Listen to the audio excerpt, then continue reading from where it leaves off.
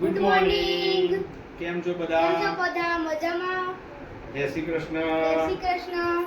જય દ્વારકાધીશ. જય દ્વારકાધીશ. શાંતિ ને? તો અમે કોમેન્ટ કરતા નહીં યાર. કોમેન્ટ તો કરો યાર, મજા આવે યાર. અમને વાંચવામાં ગમે કે ભાઈ તમે લોકો અમારા વિશે કોમેન્ટ કરો છો.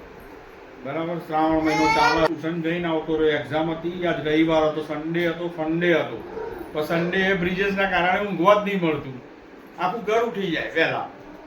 આમ તો સન્ડે એક દિવસ આરામ કરવાનો દિવસ મળે. પપ્પા તો લેટ જ ઉઠો છો. ખાલી મમ્મી ને દાદા જ વહેલા ઉઠો છો. તમે તો લેટ જ ઉઠો છો. હો? કાંઈ એવું નહીં હોતું. હું બી વહેલો ઉઠી ગયો. કેમ અત્યારે વહેલો જ ઉઠી ગયો. અત્યારે તો મમ્મી ખાલી બૂમો પાડીને ઉઠાડી ને એટલે ઉઠી ગયા. એવું નહીં. ના ના ના એવું તમે તો ઊંઘો જ છો.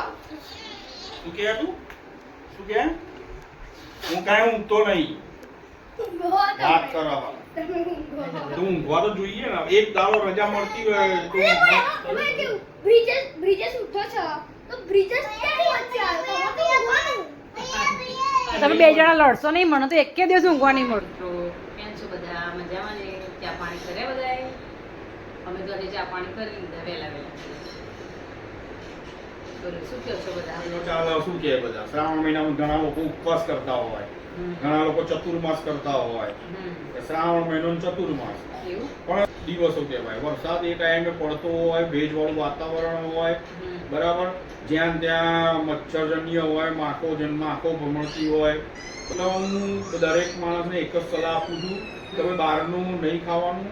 કારણ કે ચતુર્માસનો મિનિંગ અને શ્રાવણ મહિનાનો મિનિંગ એવો થાય કે તમે ઉપવાસ કરો. ઉપવાસનો મિનિંગ શું થાય? એક ટાણું ખાવાનું. પણ એક ટાણામાં તમે લોકો ફરાળમાં તમે વેફર છો, આ ના તે તળેલું છો, આ બધું નહીં ખાવાનું. આ બધું ખાશો તો પેટના રોગ થશે. બરાબર. અત્યારે હોસ્પિટલોમાં તમે જાઓ, ઘણી હોસ્પિટલોમાં પેટના રોગ વાળા જ બધા આવતા હોય. કેમ આવતા હોય? કે ભાઈ જેમ તે બહારનું ખાઈ જાય એટલે શું થાય? પેટના રોગ થાય. ફ્રૂટનો આહાર ફ્રૂટ, કરવાનો. હા, ફ્રૂટ્સ, હા. એવું બધું ખાવાનું. અને હું તો કહું એક જ ટાણું કરવું હોય તો સવારે ખાવાનું, સાંજે નહીં ખાવાનું. સાંજે ઊંઘી જવાનું. સાંજે ઊંઘી જવાનું. એક ગ્લાસ દૂધ એક ગ્લાસ પીને સુઈ પીને સુઈ જવાનું સાંજેથી. એટલે તમારો ઉપવાસ બી ફળે અને ઉપવાસ બી કહેવાય. જવાનું. બરાબર. એટલે રોગ પ્રતિકારક શક્તિ પણ રોગ પ્રતિકારક પછી શક્તિ તમારા પણ ઘરમાં જો પક્ષી જાત હોય બહાર લગાવેલું, પછી ફ્રીજની પાછળની જે ટ્રે છે એ બધી જગ્યાએ જો પાણી ભરેલા હોય તેનો ઓન ધ સ્પોટ ઠલવી જ નાખવાના. કારણ કે આ પાણીજન્ય રોગ મચ્છર પેદા કરે. એ મચ્છર આપણા ઘરમાં ફરે, આપણને ને આપણા બાળકને એ મચ્છર નુકસાન કરે. એટલે ક્યાંય પણ તમારા ઘરમાં કુલર હોય, ફ્રીજ હોય, ફ્રીજની પાછળની સાઈડ જે ટ્રેમાં પાણી ભરાતું હોય, કુલરમાં પાણી ભરતા રોજે રોજ ઠલવી જ નાખવાનું. ખાલી કરી એને સૂકવીને પછી બીજું પાણી ભરવું હોય કુલરમાં તો ભરી શકો છો. બાકી આ ઠંડામાં કુલરની કાંઈ જરૂર છે નહીં. પક્ષી ચાટ બહાર લગાવેલા હોય તો પક્ષી ચાટ પર ઓન ધ સ્પોટ ખાલી કરી દેવાના. ઘરમાં કોઈ પણ પ્રકારનું વાસણ ભરતા હોય તો રોજે રોજ એને ઠલવીને ઘસીને બીજા દિવસે નવું ફરીથી ભરવાનું. બાકી એને પાણીનો યુઝ કરવાનો નહીં. સામાન્ય બી ગંદકી હશે તો એક મચ્છર બીજા મચ્છરથી ઉત્પન્ન થઈ અને તમારા ઘરમાં મચ્છર અને ગંદકી ફેલાવશે. મેલેરિયાનું વાતાવરણ થઈ જશે. સાચી વાત છે ભાઈ. અમે જે બી કહીએ બરાબર બધાના સારા માટે જ કહીએ છીએ. સાચું લાગતું હોય તો કોમેન્ટ કરજો. હા, અમે સારા માટે જ બધાના સારા ઉપાયો જ આપીએ છીએ.